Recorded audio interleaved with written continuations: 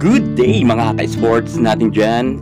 Creamline Cool Smashers handang-handa na sumabak para sa kanilang laban sa VVL Reinforced Conference 2024. Wala man ngayon ang ating Queen Gemma Galanza at hindi pa nakakabalik si Gia Amazing.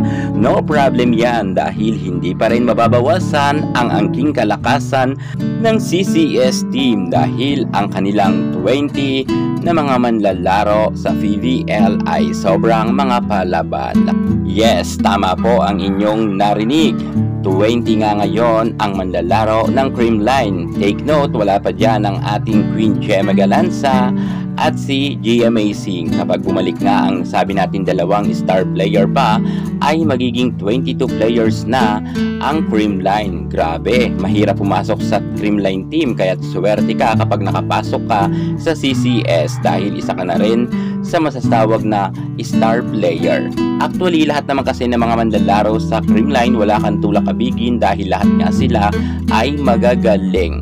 Ngayon, atin naman pupuntahan ang paghahanda ng Creamline Cool Smashers sa nalalapit nilang laban. Ilang tulog na lang yan. Kaabang-abang talaga ang bakbakan sa VVL. Panoorin nyo ang ating vlog hanggang sa dulo para makita ninyo ang kanilang loaded lineup na 20 star player na lalaban sa VVL Reinforced Conference. Pero bago ang lahat, subscribe ka muna. I-click ang ating notification bell para lagi kang updated sa lahat ng issues sa volleyball. Susunod na.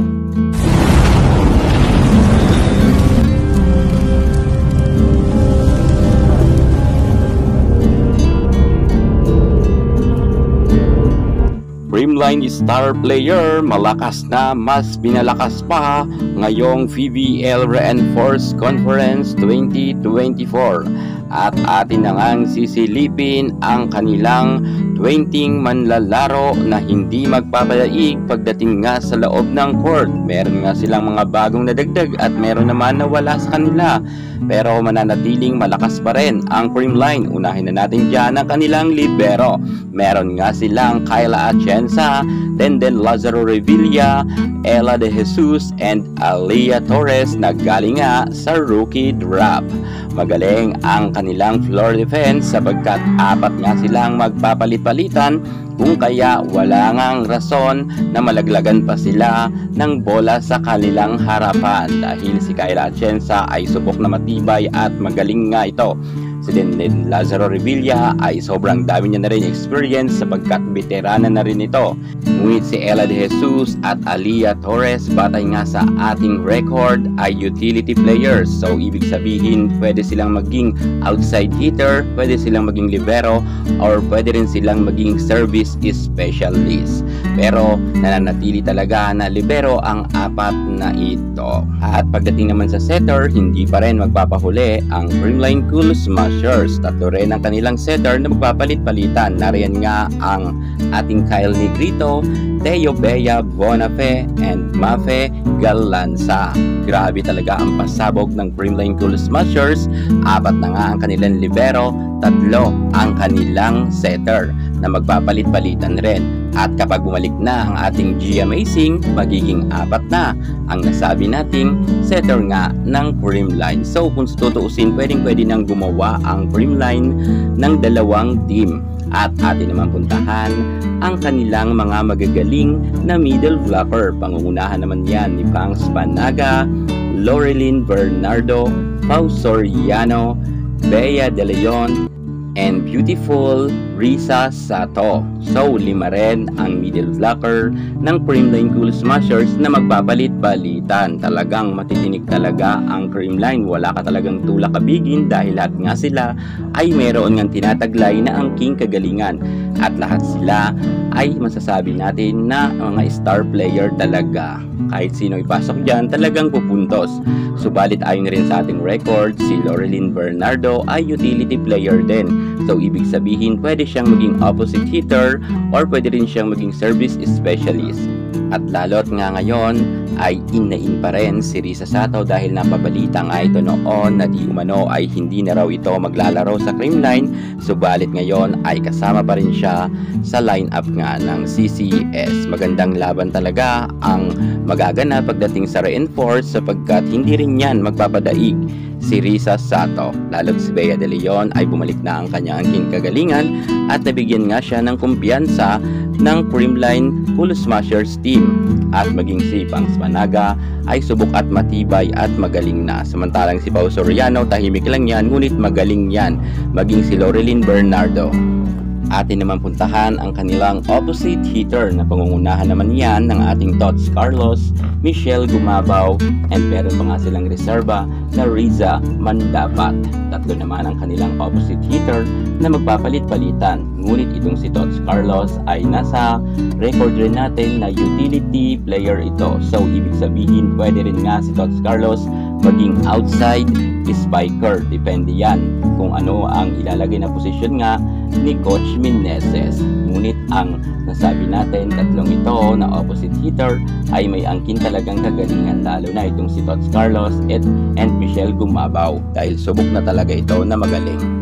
At dahil nga wala naman ngayon si Gemma Galanza, ay 5 lang ang outside spiker ng Creamline Cool Smashers. Narito nga ang ating Phenom superstar Alyssa Valdez, Florimel Rodriguez, pwede din siyang opposite hitter at outside spiker. Narito pa si Rosemary Vargas, Bernadette Fons at ang kanilang import na si Erica Staunton. Grabe mga ka-sports natin dyan. 5 rin ang outside spiker ng Creamline player, kung kaya talagang hindi ito basta-basta. Mabigat ang mga makakalaban nga ng Creamline, pero mas mabigat at mas loaded nga ang nasabi nating lineup ng Creamline Cool Smashers, kaya't kabahan na ang kanilang mga makakalaban. Akalain nyo, meron nga silang napakagaling na Alyssa Valdez at narito pa si Bernadette Fons at may reserva nga silang Rosemary Vargas at Florimel Rodriguez. At syempre, ang kanilang outside spiker at pwede rin siyang maging opposite hitter si Erica Staunton. Kung kaya talagang hindi talaga magpapadaig ang Creamline ngayong VBL Reinforced Conference.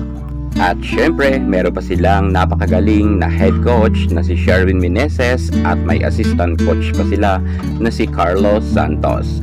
Dito titingnan natin kung paano babalasahin to ng kanilang mga coaches para mapanatili nga nila na hindi sila malaglag sa Final Four kahit wala nga silang Gia Amazing at Darna Gemma Galanza. So ayan na nga mga ka-sports natin dyan, inyo nang nakilala ang 20 players na lalaban nga para sa darating na VBL Reinforced Conference. Ang mas pinalakas na Creamline Cool Smashers, matutuklasan na ninyo, ilang tulog na lang yan. Kaya kaabang-abang nga ang kanilang bakbakan pagdating sa VBL. Sa tingin nyo, makalusot kaya ngayon conference ang nasabi nating Creamline Cool Smashers? Dahil alam natin na malakas na sila, ngunit mas pinalakas pa. Kung sa tingin nyo kayang-kaya na makalusot ng Creamline Cool Smashers at makamit nga nila ang champion nila dito sa conference na ito, or sila na magcha-champion, mag-comment naman kayo sa baba. Dahil alam ko mabigat ang kanila makakalaban, lalo't meron pang Petrogas Angels at PLDT ang kanilang makakalaban na kauna-unahan na magaganap nga yan sa July 16. 6 PM yan mga ka-sports sa CCS versus PLDT. Abangan nyo yan. Yan muna ang bakbakan na magaganap dahil nasa Pool A nga ang nasabi nating Creamline at susubukin agad nila na talunin ang PLDT. Kahit abang lang kayo at mag-update tayong mabilisan. Yan muna ang pinaka-latest natin sa mundo ng volleyball. Thank you so much. God bless.